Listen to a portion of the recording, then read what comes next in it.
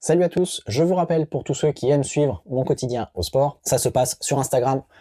C'est là-dessus que je mets les stories quand je fais mes séances, et à savoir que la semaine prochaine on a une vidéo encore, et dans 2 semaines on va se retrouver avec la vidéo qui récapitule le mois de janvier. La semaine dernière on a vu ensemble comment définir ses objectifs et quel était mon principal objectif sportif de 2024. Aujourd'hui on voit concrètement qu'est-ce qu'on va mettre en place pour pouvoir progresser. Déjà avant de commencer, il va falloir qu'on définisse ce que c'est progresser. Progresser, si je prends la définition du dictionnaire, elle dit, je cite, faire des progrès, avancer, s'améliorer graduellement dans un domaine particulier. La progression est liée à moi, par rapport à moi. Et ça c'est très important, on en reviendra dans d'autres vidéos. Pour progresser en sport, il va y avoir une notion hyper importante qui est la notion de stress. On va stresser notre organisme pour que notre organisme développe des adaptations pour gérer ce stress. Et pour stresser son corps, ce que j'entends, c'est du stress mécanique. Par exemple, je cours et je suis en train de mettre du stress sur mes articulations, sur mes muscles, sur mes tendons, etc. C'est ça que j'entends par stress sportif. Chose très importante qu'on va stipuler tout de suite, c'est que le stress, c'est du stress. Alors dit comme ça paraît con, mais ça veut dire quoi? Ça veut dire que le stress que j'ai quand je suis au travail, le stress que j'ai quand j'attends un coup de fil, le stress que j'ai quand je suis sur la route et qu'il y a des gens qui font un peu n'importe quoi parce qu'il neige, tout ça, ça va être du stress. Le stress que je me mets volontairement quand je fais du sport est aussi du stress.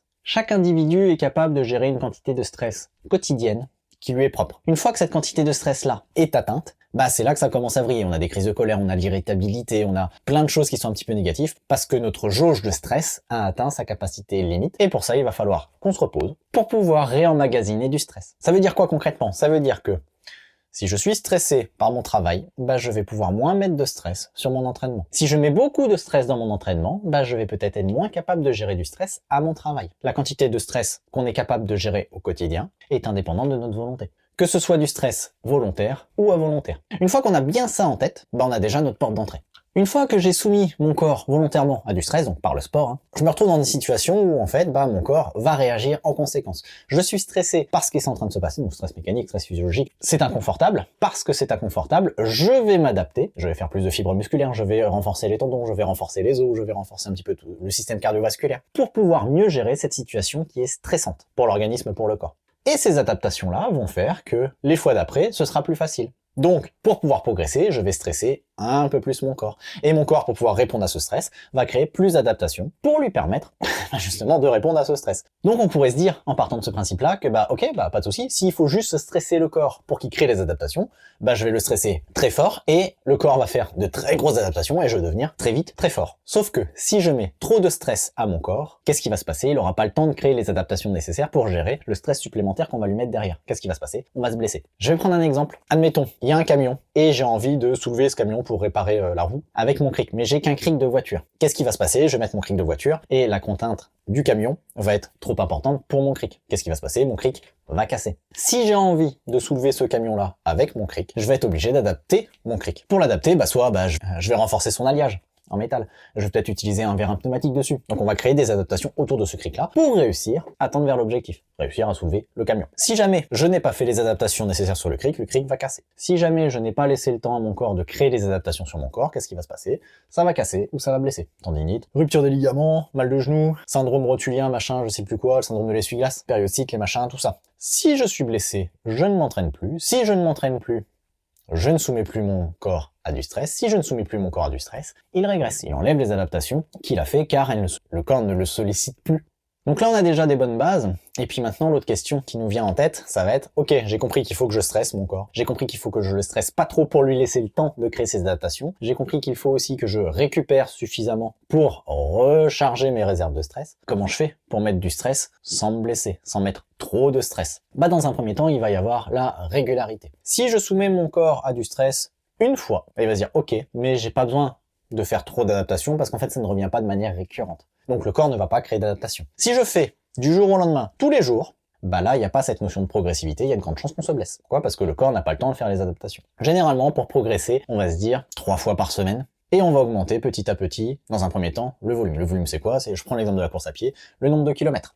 Donc la notion de régularité, ça veut dire que si je sors 3 fois 1 km, et que je fais ça plusieurs semaines d'affilée, mon corps va dire, ok, c'est important pour lui de savoir gérer un stress mécanique d'1 kilomètre 3 fois par semaine. En plus de la vie du quotidien, j'entends. À partir de là, on a déjà une bonne base. Une fois que notre corps est capable de gérer les 3 fois 1 km, peut-être qu'il va être capable de gérer 3 fois 2 km, 3 fois 3 km, 3 fois 4 km, etc. Et on augmente petit à petit la charge. À l'inverse, ce que que j'ai déjà dit, hein. Si je commence la course à pied et que je me dis, bah, j'ai envie de travailler sur le 10 km, et pendant 2 semaines, je fais 6 sorties de 10 km, il y a de grandes chances que je me blesse. Si je me blesse, je m'entraîne pas. Si je m'entraîne pas, je régresse. Donc, première chose, la régularité et recharger ses batteries. On recharge ses batteries, c'est extrêmement bateau ce que je vais dire, mais on mange bien, on dort bien. Ça, je reviens pas trop dessus, mais c'est vraiment la base, hein. Pour progresser, je mange bien, je dors bien, et je mets du stress à mon organisme de manière progressive. Une fois que j'ai fait les adaptations nécessaires pour avoir un minimum de volume, bah là, je vais pouvoir commencer à mettre de l'intensité. Pourquoi? Parce que si je ne fais que du volume, donc admettons, je fais mes 3 sorties dans la semaine de course à pied, et à chaque fois, je fais 5 km. Bah, mon corps va savoir que pendant 3 sorties par semaine, il doit être capable de gérer un stress mécanique de 5 km, et une fois que c'est fait, bah, il n'y a plus cette notion de stress. On est dans sa zone de confort un petit peu. Et si on ne le stresse plus, il ne fait plus d'adaptation. À partir de là, on va pouvoir ajouter des séances d'intensité. Ce que je dis souvent, c'est que les séances d'intensité, ça se mérite. Dans le sens où, parce que j'ai fait mon volume, je peux me rajouter de l'intensité par-dessus. Pourquoi? Parce que mon volume, en fait, c'est ma base, c'est mes fondations. Et une fois que ces fondations-là sont solides, je ne mets plus trop de stress à mon corps là-dessus. Pour ajouter du stress, bah on va ajouter d'autres trucs qu'il n'a pas l'habitude. Par exemple, des intensités, des intervalles d'allure, des côtes, un petit peu de tout ça. Et ça va faire progresser le corps. Si on ne fait que des intensités, on va se blesser. Donc on ne peut pas faire que des intensités. Ça sous-entend que la majorité du temps, quand on va faire du sport physiologique, hein, je reprends l'exemple de la course à pied parce qu'il marche bien, bah beaucoup de temps, on va le passer à basse intensité. L'intérêt, c'est de mettre du volume, de créer des adaptations sur le muscle, sur les os, sur les ligaments, sans traumatiser le corps, sans générer trop de stress, pour qu'on soit capable d'assimiler cette charge, et de se dire, ok, là, je peux y aller, je peux mettre une séance d'intensité dans ma semaine, mon corps va être capable de l'assimiler. Donc une fois qu'on a bien compris ça, bah c'est applicable sur la natation, c'est applicable sur tous les sports physiologiques, hein, de toute façon, là-dessus, il n'y a pas de secret, on met du volume, et après, on met de la charge. La question qui en découle, c'est ok, bon bah là je suis régulier, je fais bien mes 3 entraînements par semaine, je respecte cette notion de progressivité qui, attention, peut être extrêmement frustrante quand on démarre. Bah faut aller voir mes vidéos que j'ai fait au début, hein. Quand bah pour ne pas dépasser ce seuil d'intensité justement, bah j'étais obligé de marcher quand je courais. Et des fois de se dire ok bah ouais mais là j'aimerais bien aller à ces allures là parce que ces allures là ça a l'air sympa de courir. Et je ne peux pas parce que si je le fais, ça va passer, hein. Mais qu'est-ce qui me dit que dans 3-4 semaines, bah le fait d'avoir couru trop vite sur cette séance là ne va pas me déclencher des douleurs qui vont me faire devoir prendre du repos. Donc là, on a déjà vu le principal. Et maintenant, la vraie question, c'est concrètement, combien de temps ça prend pour faire ces adaptations? Parce que c'est quand même ça. Alors, j'ai cherché un petit peu. Et ce qu'il en ressort, c'est que au niveau musculaire, il va lui falloir à peu près 3 mois pour faire ces adaptations. Au niveau des os et du cardio, pareil, ça va être 3-4 mois pour faire les adaptations. Par contre, au niveau des ligaments, des cartilages, eh ben ça va être, en fonction des individus, entre 4 mois et 1 an et demi. Ça veut dire quoi? Ça veut dire que pour progresser, ma régularité va faire en sorte que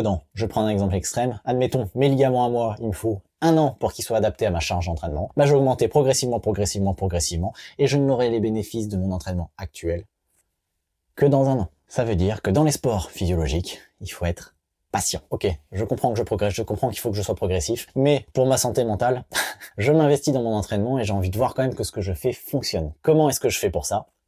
Rendez-vous la semaine prochaine.